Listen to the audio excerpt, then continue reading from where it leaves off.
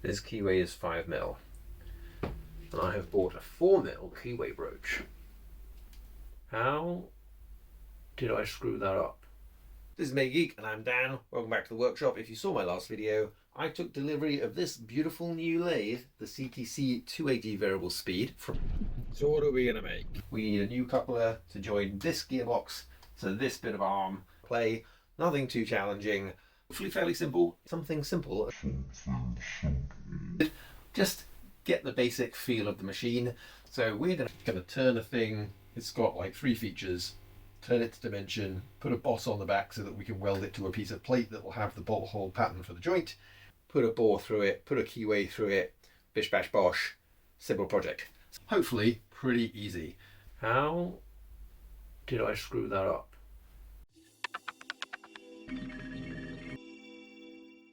I've ordered this direct from a factory in China. I talked all about it in the last video, so if you haven't seen it, go check it out. But quite a lot of people did see it.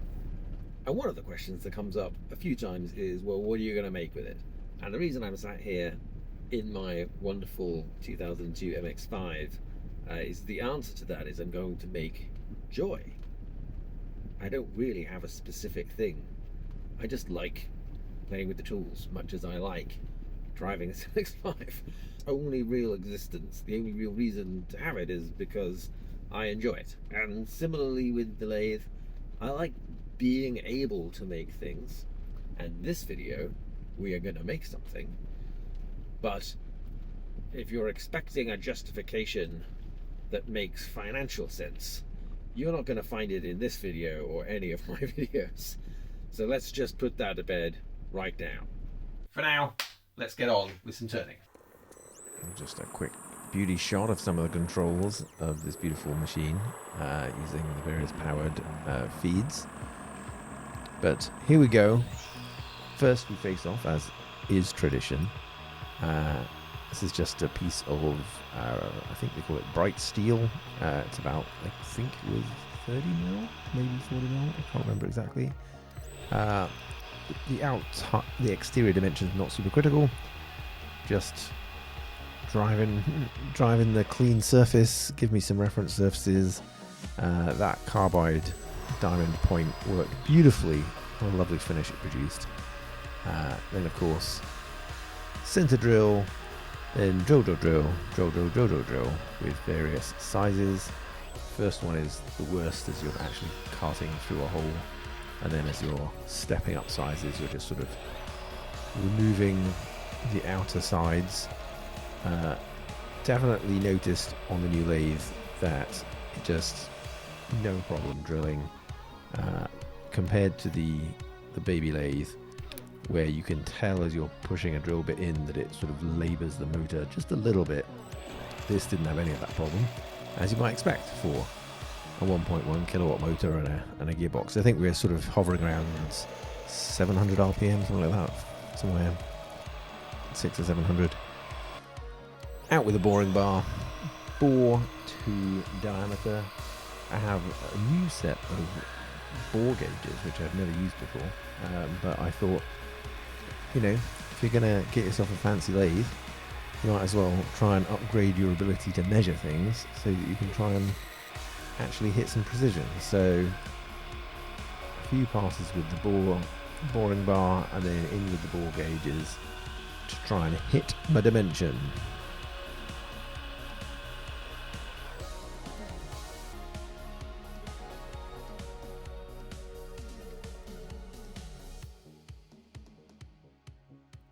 Alright, now we've got the basic structure kind of turned and bored. The next part, the important part, is the keyway. And for that, we are going fancy. We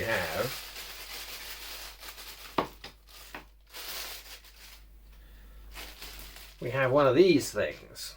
This is a keyway brooch. These things are quite expensive. Like, sets of them are very expensive. It was somewhat more reasonable to buy just the one I needed. And in here we have the, if you can open the bag, we have the bushing. So if you're not familiar with keyway broaching, you basically put your bushing in the bore, place your keyway broach inside in an arbor press, and then you just press down, and all these little teeth take progressively slightly deeper cuts all the way through, and then you have this shim piece that you stick in the back, and then you do it again and you get like a little extra bit of depth all the way through. So that is the plan. And this guy, so this is the planetary gearbox that we are fitting. So this is the 3D printed gearbox. Planetary gearbox goes here, and so this is the shaft, which looks like it's the wrong size.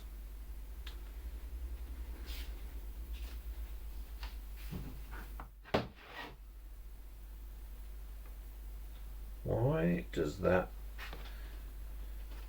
not line up?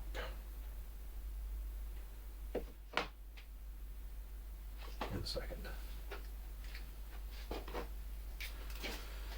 You are a shade under 14 mil, which is what I ordered. And you are a shade under 16 mil.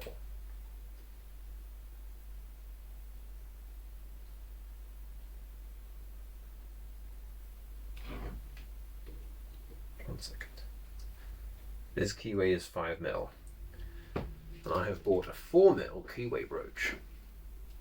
How did I screw that up? How did I screw that up?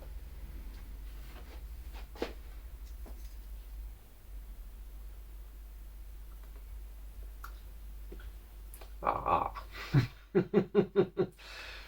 Well, shit. So, you... Oh my goodness. So the input to this thing is 14 mil. This guy fits into him perfectly. Perfectly. When I bought this brooch, I was sitting on the sofa and I didn't come and check this. I checked the size of motor that I bought, and I double checked its shaft, which I obviously also did when I did buy this. But the input shaft is the right size, but what I didn't realize is that the output shaft is bigger, and that is a problem.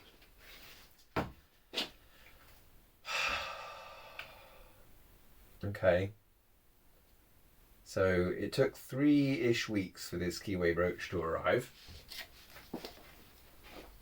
and it is not going to be big enough.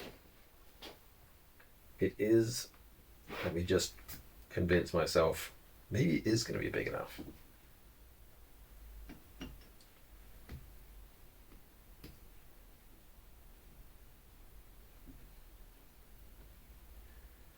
Is not going to be, it's not going to be big enough. Yeah, that would be, I mean, it says it on the side. I don't know why I'm checking it. This is a 4 mil keyway brooch. I need a 5 mil keyway. This was supposed to be a simple project. Bish, bash, bosh. Turn an OD, turn a bore, throw a keyway brooch through it. I thought it would be quite interesting to try that. It's now become a slightly more complicated project. Alright, so after that slightly frustrating discovery, the good news, of course, is that I was undersized on my bore compared to what I needed to be, so that's relatively easy to correct. We can just come back to the boring bar and tweak ourselves out. I actually did this entirely by flight controls, as it were, using the DRO, because I had already mic'd the bore for where I had gotten to before. I pretty much just trusted the instruments and took it in a couple of passes, got myself pretty damn close to where I wanted to be. Another opportunity to practice with the bore gauges.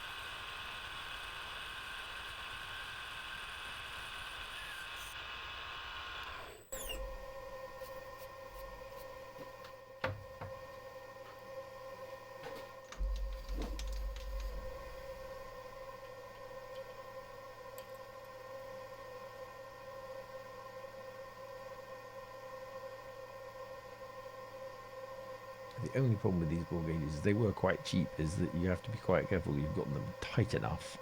If you're not quite aggressive with it, then the micrometer, when you dial it in, can squash them down again, which is not ideal. But pretty close.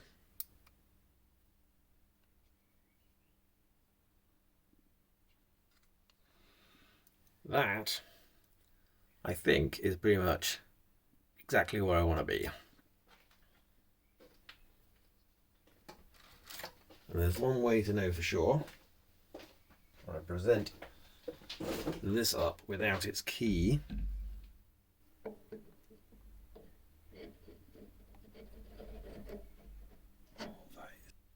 You know, I could probably have been a slightly tighter. I think this shaft is ever so slightly undersized, and this is like, what, 0.03 oversized.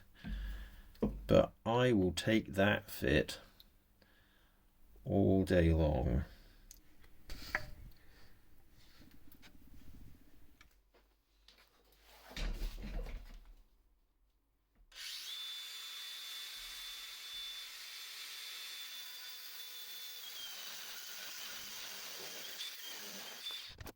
Okay, so this is plan B. I have This is going to be our a new whole broaching length tool. of this like 16mm mild steel rod. I'm just gonna hack a chunk off it and use it to make a tool to cut the keyway with. So hopefully this will be a relatively quick, simple job, and it gives me more opportunity to use the lathe. So that's a good thing. First of all, obviously we're just gonna clean up the end here and give ourselves a bit of something to go with. A lot of people talked about using carbide versus high-speed steel. I tend to mix both. Obviously this operation I did with some high-speed steel, which is cutting very nicely indeed, but I kind of mix and match. This one, ooh, look at that. That is turning some beautiful chips off there.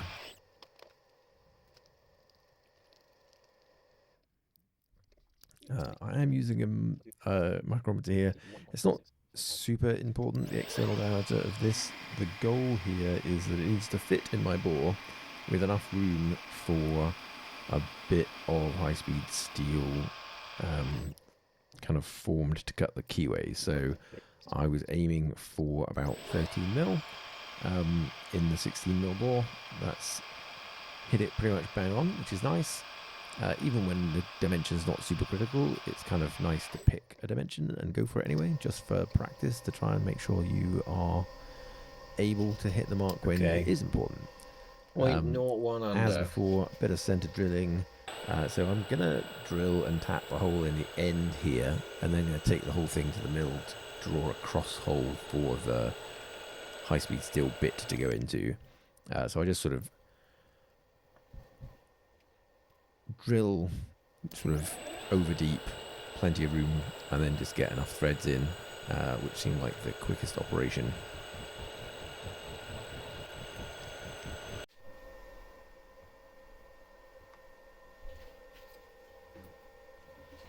Let's have a go at power tapping. This was an interesting experiment in power tapping. I just put this speed tap in the chuck and took the brake off on the tailstock just so that it would slide. Just pushed it by hand into the end and let the power of the lathe just draw it in. Worked amazingly. That was very useful. It'll be interesting to see eventually how far I can push that. How big of a tap can I get away with using the lathe power to tap in before it runs out of juice.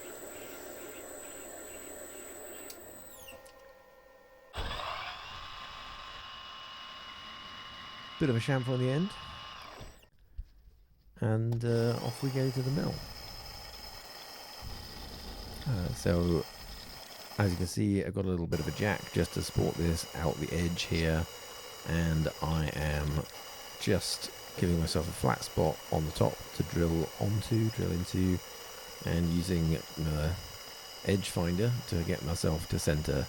You can kind of see I've already got this thing clamped in. You can just about see there's a flat edge there. I didn't bother to put it in here, but I did first mill 3 flat edges across that bar so that I could hold it more easily in this vise, and ultimately hold it more easily in a tool holder. Allow me to introduce you to Plan B. So this is that chunk of steel that I just cut and turned. I drilled and tapped the end for M5 and cross drilled this hole, and what I have done is I took an old broken end mill, basically like this. That's the last offcut. This one was high speed steel, and I basically just cut on the bench grinder this profile, which you can kind of see, and so yeah, the grub screw holds it in place, and we're just gonna hopefully use this guy to cut our keyway instead. Let's see how that goes. So I started this process over on the mill because I figured it was easier to just drive the quill up and down quickly and just dial in the very, very small increments between each pass here, and that got me quite far.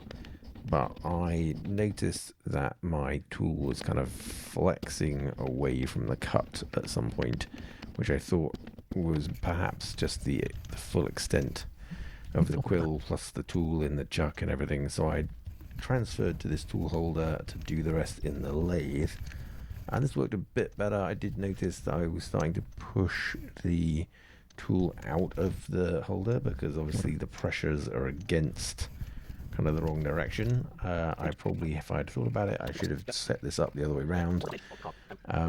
But nonetheless, I got it close enough, and then I filed the rest by hand just to kind of finesse it. I didn't quite get the alignment of the keyboard sort of straight out of the circle, if that makes any sense. So there was like a little bit of an alignment issue. So here's our adapter. I will confess it took somewhat filing to really hone that keyway into position. This boss ultimately will get welded into a piece of plate, but for now,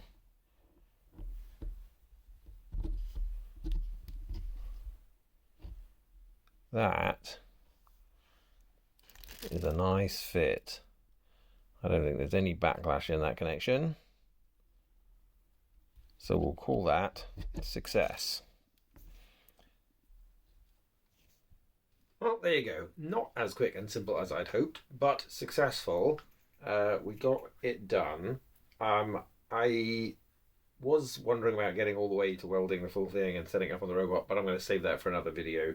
The point of this video was that it was a thing to do with the lathe. And I'm pretty happy with how it turns out. It's a nice finish. The keyway has done okay, considering I had to kind of ghetto it in the end. But it has been a pleasure to use my machine. I think particularly the point that I just power tapped that M5. I mean, that's not a huge deal, but there's no way that a baby lathe could have handled that much torque. And the fact that this pulled that in, dragged with the tail stuck and everything, was very nice. Worked very well. So I will continue to use and practice with the new lathe, and I'm sure I'll give more updates. I mentioned in the previous video that I had got this machine from China and that they had been very helpful, and that there was no particular deal. I just said, hey, if you find yourself talking to them, then maybe let them know I sent you. Since then, at least somebody who watched the previous video has indeed ordered a machine from them, and they contacted me and let me know that they would give me a small commission for that as a thank you for the video. So that was very nice of them. They didn't have to do that, But obviously that means that I now very much encourage you that if you are in the market for a machine, either this size, they have smaller, they have bigger, they have an interesting range. CTMACH were very good to me, very useful, very helpful through the process, and I'm pretty happy with the machine I've got. So I've put contact details in the description below so that you can contact Jasmine if you're interested in asking for quotes on their machines, etc. And just know that if you do that, then they help me a little bit in return, and that is pretty cool of them. For this video though, I'm going to wrap it here. I'm definitely going to be back with more projects. Let me know in the comments if you have any particular things that you think I should do with the lathe, or you want to know more details about it, or you want me to see me doing. Otherwise, I'm just going to keep knocking out projects and stuff will come up as it comes up. That's it for now. Thanks for watching. See you next time.